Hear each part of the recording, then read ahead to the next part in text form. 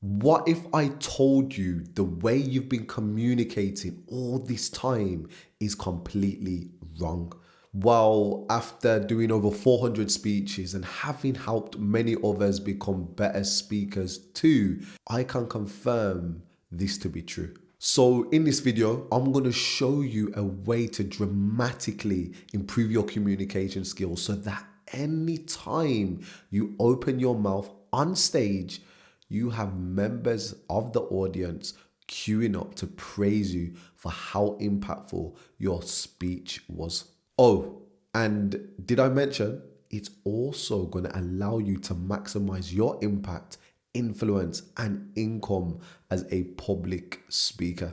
But before we get into exactly what it is, you need to understand how communication affects your everyday life without you even realizing it. Communication is one of the most high leverage skills in the world. Throughout history, the currency of communication has never devalued. From messengers to prophets to emperors, politicians, visionaries, communication is that one skill that they all have in common. Just think about it. It's used in our everyday lives. Whether you're a parent trying to communicate a message to your children, whether you're trying to get your spouse on side, or maybe you're in the boardroom and you have an important presentation to deliver to your teams, or maybe you're sitting in an interview room trying to pitch yourself to get that new position, or you're at a networking event trying to solicit business. Possibly you may have been in a bar and you see that nice girl or that nice guy and you want to approach them. Whatever it is, communication is the only way to be successful in any of those scenarios. But I may be just stating the obvious there. But why is it so important right now in today's world? It's because we are in the thought leader and creator economy. Those that can communicate and articulate well will receive all the opportunities and make the most difference and impact. Let's take Steve Jobs as an example. Every time Apple was to release a new product, Steve Jobs would deliver an inspirational presentation. He was a visionary. He knew how to pair his words and he knew how to deliver in a way that shifted the beliefs of the audience. He used to prep his messages and deliver it in a way that was digestible. And that's it. Clarity. Clarity is the DNA of great communication. When Steve Jobs spoke, he inspired, and you would see people traveling across the world to camp outside Apple stores for the opening or the launch of new products. And that's why Apple far surpassed any of its competition.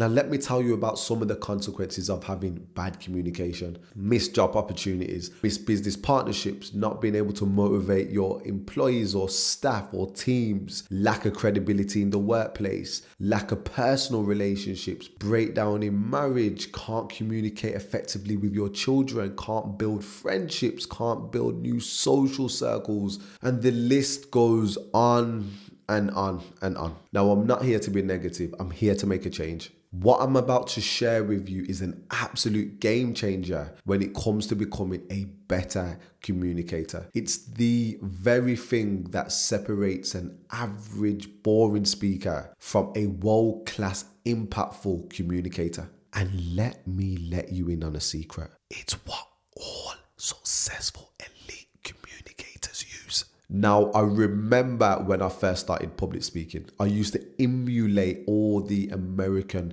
motivational speakers. But the problem is I was trying to use a style of speaking that had impact, don't get me wrong, but it wasn't digestible for all the people that I spoke to. And it dawned on me, I had to become more dynamic. I had to have more in my vocal toolbox so I could deliver and make sure that I'm connecting with as many people possible.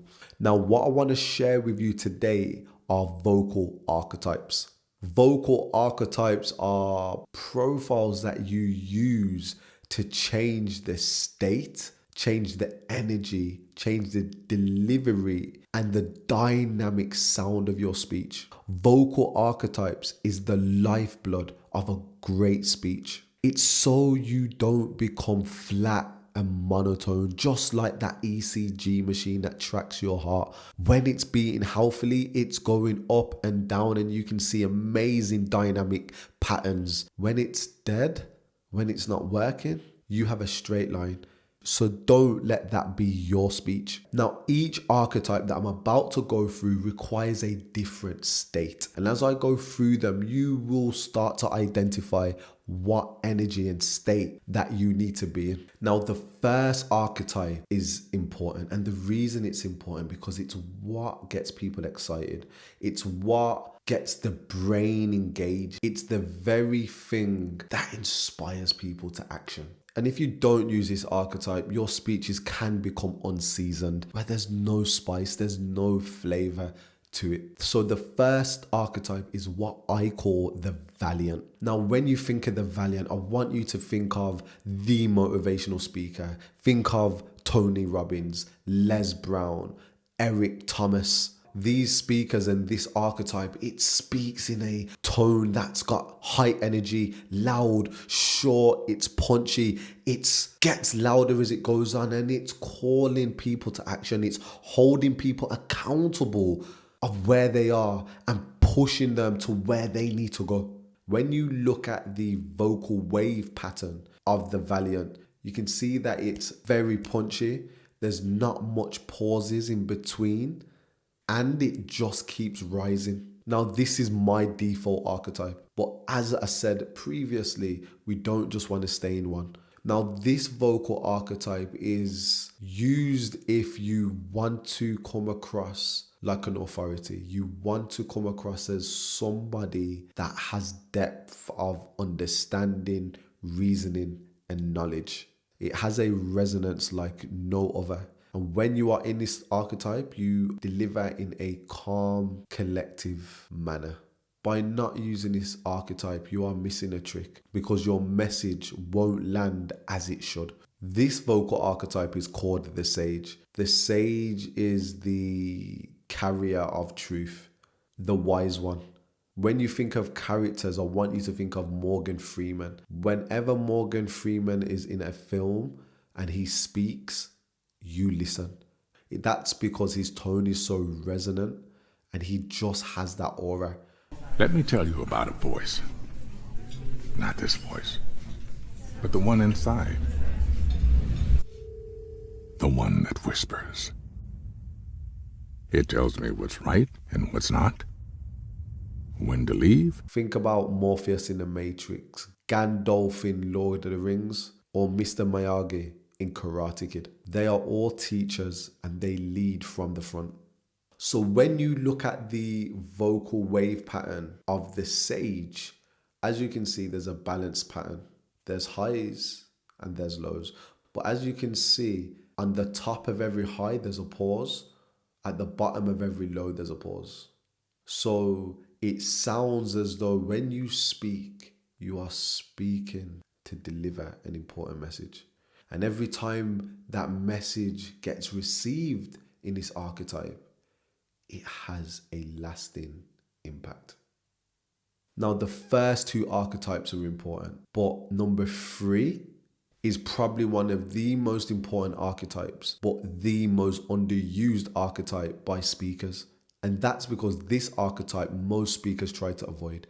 You need to show certain levels of vulnerability, empathy. This archetype is used to deliver messages that not only do you want your words to connect, but you want your words to penetrate the souls and the hearts of the audience, and it sits at the top of their spirit. And if you don't use this archetype, you will never truly be able to have that deep level of human connection with your audience, with the people that you're speaking with. And that archetype is called the caregiver. This archetype radiates love, peace, empathy. It's used when you are delivering vulnerable stories of yourself or others, and when you are really trying to emotionally connect.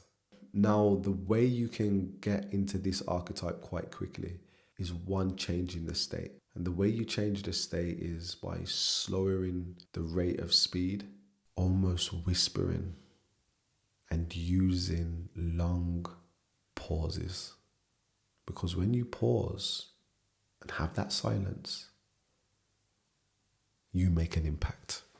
But I can't stay in that archetype for too long because you will exit this video. So when we look at the vocal wave patterns of the caregiver, as you can see, there's long patterns with long pauses. So there it is. There's the secret. There's the 3 archetypes that can make a massive difference. And remember, don't just stay in one archetype, because we all have a default archetype that we always will retract to.